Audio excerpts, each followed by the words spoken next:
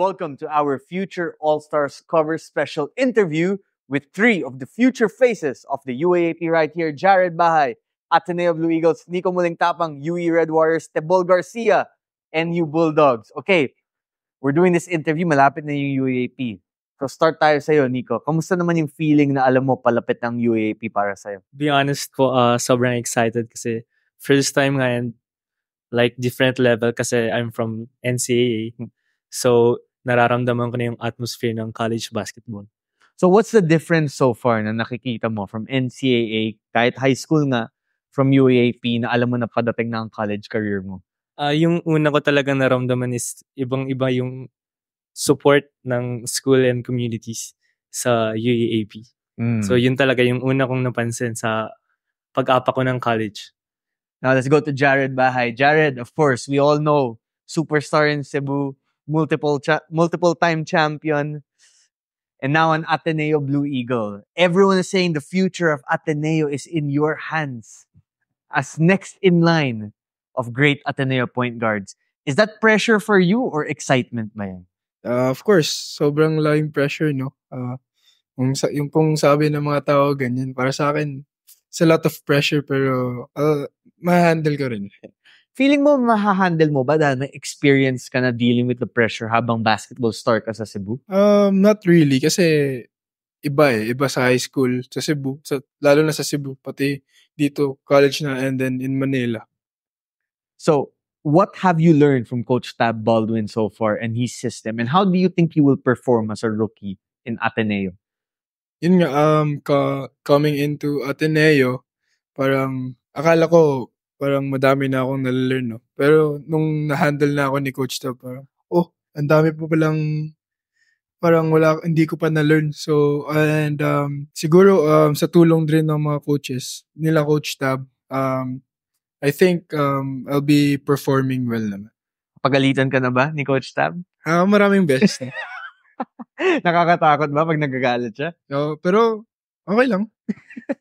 Okay, Tebol Garcia, champion for Adamson and UAAP High School, now an NU Bulldog. What's the difference of the Adamson and NU communities? Parang wala naman pong pinagkaiba. Ano lang po talaga yung college na. Pero same pa rin naman UAAP. So, sa Adamson, alam naman natin yung bola na sa'yo. Starter ka. Ikaw nagde-decide. Playmaker. But in college, medyo off the bench, rookie ka ulit. You have to learn to play your role. Challenge ba yun para sa'yo? Opo. For me, challenge po talaga yun kasi kailangan ko pong maghihalubilo and kailangan ko pong sumunod sa sistema and sa mga seniors ko, sa kila Nash, ganyan. Ano yung pakiramdam na you can learn from veteran players like Steve Nash Enriquez, Reynard Yumamoy, Jake Figueroa, Ian Manansala, yung mga teammates mo na sobrang galing na ganyan? Anong nalalearn mo? Una-una sa kanila yung pagiging leadership talaga. Kasi nung high school ako, kumbaga, naging leader ako. Pero iba kasi pag college na yung sa kanila, kailangan mong ma-maintain, maging stable na leader talaga on and off the court. Sige. Now, you three are considered arguably the best point guards of this rookie batch entering the UAAP season. Sinong pinakamagaling na point guard na rookie na yun sa UAAP? Sa inyong tatlo? Ikaw mauna, Tebol. Ikaw ba? Siyempre. Ayun. Sarili ko. Okay. Nico? Siguro same answer na siyempre sarili ko yung Akala ko sasabihin mo si Tebol din. Okay. And Jared? Para sa akin silang dalawa. Ayun! Okay. Next. Jared, you're playing for an Ateneo team na alam natin championship yung expectations ng community every year. Pero medyo challenging yung situation yun now. Medyo rebuilding kayo, developing. Nung preseason, medyo wasn't great, di ba? You lost a lot of games. May mga recruit na nawala din, if we can say. Do you think compared sa preseason, mas madami na kayo na develop and improve entering the actual UAAP season now? Compared sa preseason, dahil because of time din, parang after like kailan yung May, so like June, July. So after like 2 months, 3 months, marami na rin kaming na parang na-develop and na so yeah. yung pagkawala ni Mason sa Ateneo Blue Eagles, how will you guys recover from that? Will you be okay even without Mason? Siyempre, okay na okay. Kasi nga, wala na kaming magawa doon, di namin ma-handle yung So, move on na lang kami. Nico, yung UE, they haven't been in the Final Four since 2009. Tagal na, no? Almost, ilang taon ka nung 2009? 5.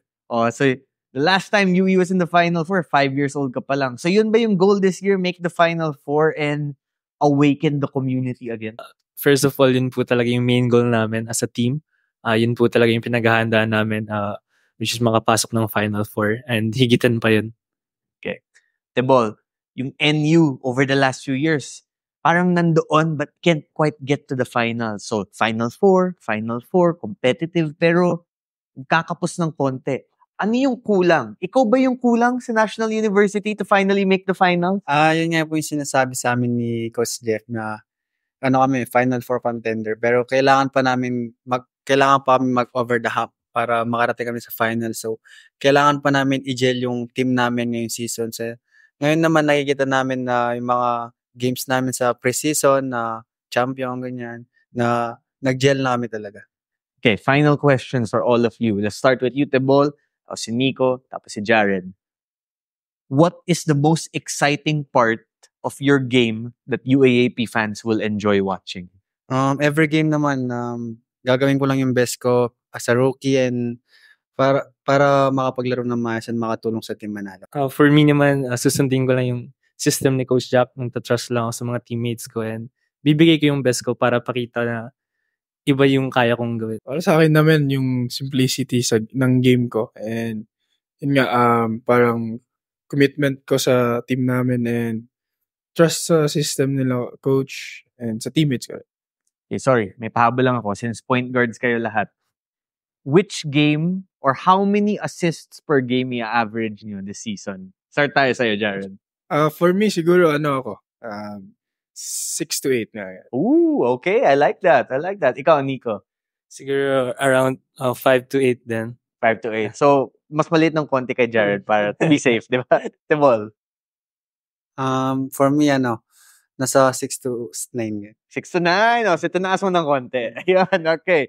The point guards of the future, everybody. Thanks, guys. Much appreciated.